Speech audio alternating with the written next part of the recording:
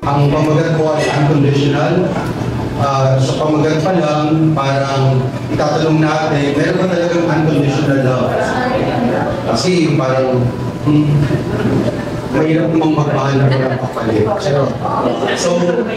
Pero diba, yung true love naman is really, hindi siya pag-ibig kahit hindi siya unconditional. Si Ana, isang social media manager, na alam niyo naman yung trabaho ng social media manager. Pero may problema siya kasi kabi-break up pa lang niya sa kanyang jowa. So dahil inahabol siya ng napakaraming mga problema niya sa trabaho at sa buhay pag-ibig, at the same time, yung kanyang ex-jowa ay pinipilit siya to work for his dad, who's running for senator. Very timely ito dahil malapit na ang eleksyon.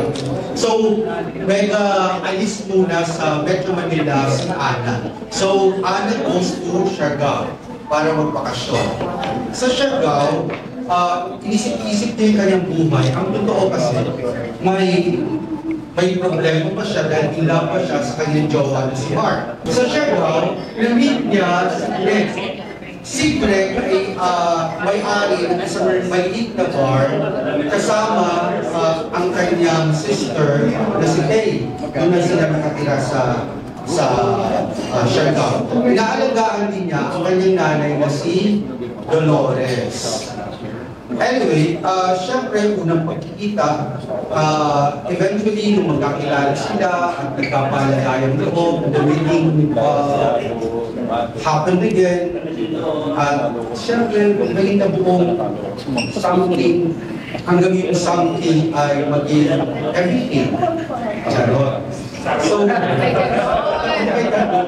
di ba, ganun naman alam mo, ang pag-ibig naman talaga, minsan hindi mo inaasahan, minsan nami-meet mo sa isang, di ba, sa isang lugar. Gusto mo lang magpakasyon at makalimot sa mga problema. Pagkatapos, pagdating mo ron, may nakilala siyang isang lalaki. Okay. May nakilala siyang isang lalaki, si Greg. Tapos, nagkababutihan loob sila, nagkapalagayang loob. Eventually, losing to something.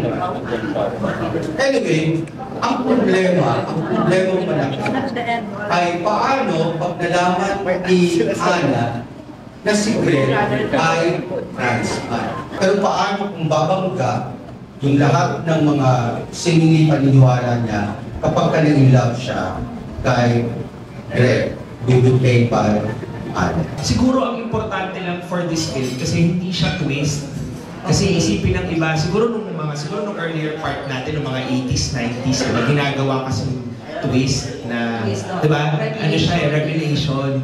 Pero itong pelikula, from the very start, alam ng audience, pag inumpisahan nila yung pelikula, na yung character ni Allen ay isang trans man. So hindi siya, kumbaga, ano yung pinagdadaanan niya everyday?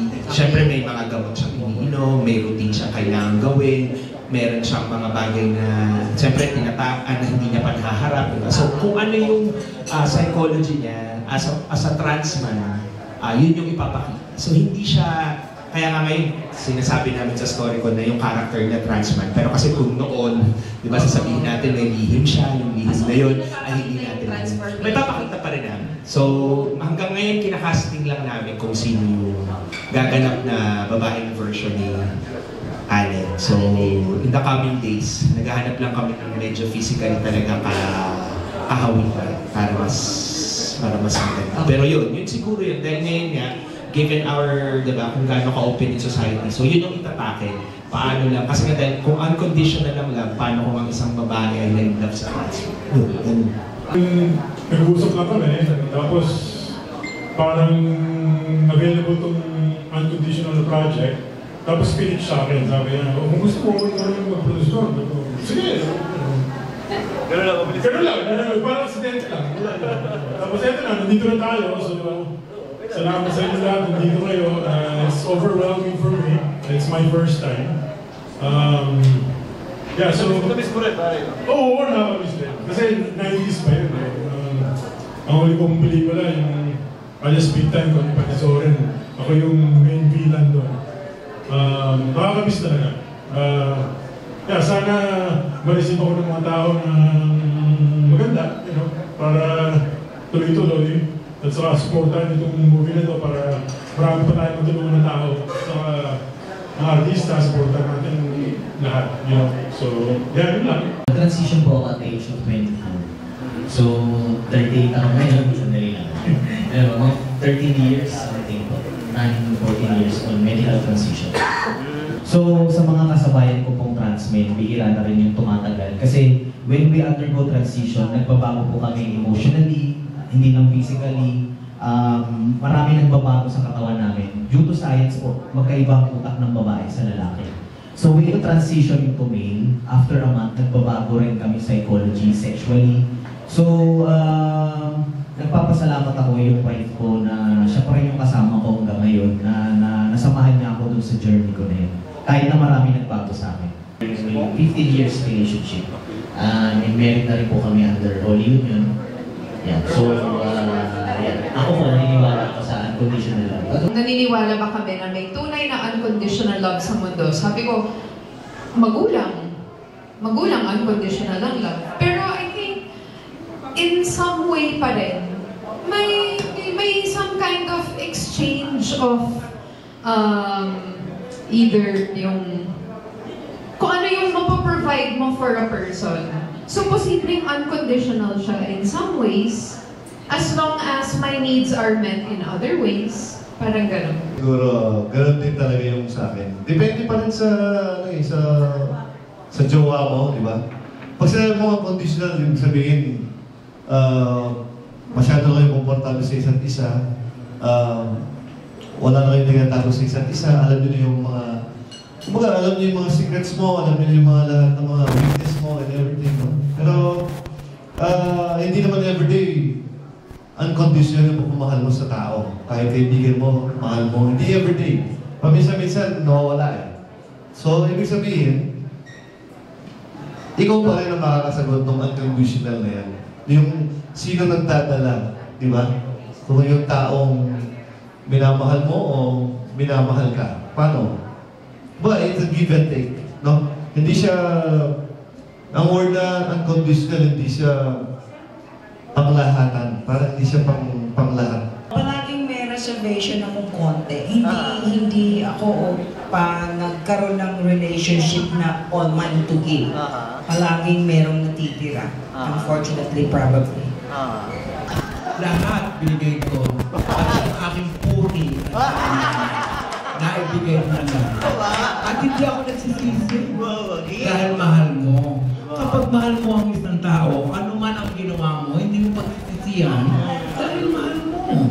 Kapag pinagsisisihan mo, ibig sabihin may bahagi ng pagkatao mo na hindi nagmamahal sa kanya. Kung may pagkakamali, pwede mo mapagpigyan, pwede mo unawain dahil mahal mo, di ba? Hindi na ako naniniwala that there's a word that's called unconditional. I don't. Seriously. Kasi lahat naman tayo may condition eh.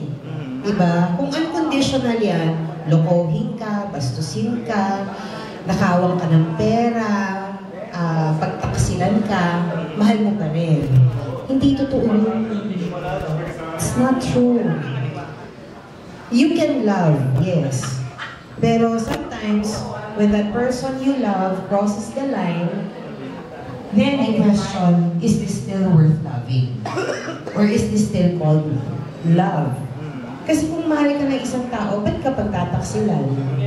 Diba? Bakit ka lulukuhin? Bakit ka sasaktan? Whether physically, emotionally, mentally, psychologically. Bakit ka pagnanakawan? So that's not love. So, to answer the question ko, no. Sa akin, naniniwala lang ako sa unconditional love pagdating sa magulang. Kasi sa magulang, kahit ano gawin mo, di ba? Kahit yung mga masasamang tao, nakapatay, nakasakit ka, yung mga magulang nyo, andyan pa rin talaga. Pero pagdating sa relationship siguro, para sa akin, I agree with what Ms. Lot said, na walang unconditional. Kasi there's always conditions. Diba? If you hurt me, if you cross the line, edi wala na. So, well, in a relationship kasi, like for me, I am willing to love someone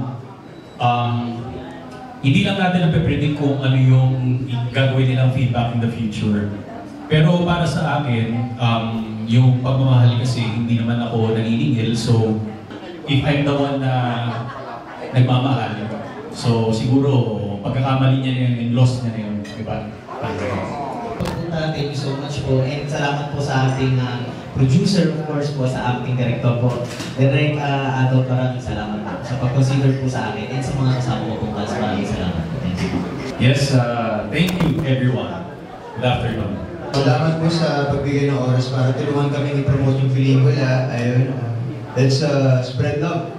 And advance Merry Christmas to all of you. Thank you po to our producer and to Direk Adolf and Kuya Dennis for thinking of me and making me part of this beautiful project.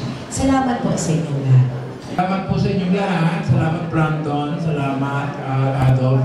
Maraming salamat. Merry Christmas. Maligayang Pasko po sa inyong lahat. Maraming salamat for being here. Salamat din at napakaswerte ko. Ang ganda ng cast nitong pelikulang ito. I'm so lucky. Bago matapos ang taon, magkakasama-sama tayo. Thank you, Direk Adolf. Thank you. Thanks to everyone for coming here, joining us as this storyboard. Thank you po sa lahat ng pumunta sa mga press na walang sawang pagsuporta sa mga pelikula. Ayun, thank you so much to our director and our producers. Thank you so much for considering us.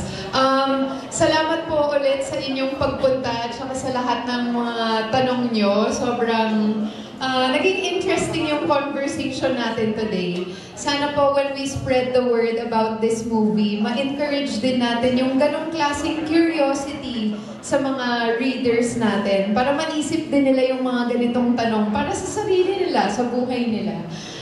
Thank you so much for helping us spread the word and I'm so excited to work with all of you. Maraming salamat po sa pagpunta niyo ng hapon at sana po tulungan niyo kaming spread the word sa aming pelikula. Maraming salamat po.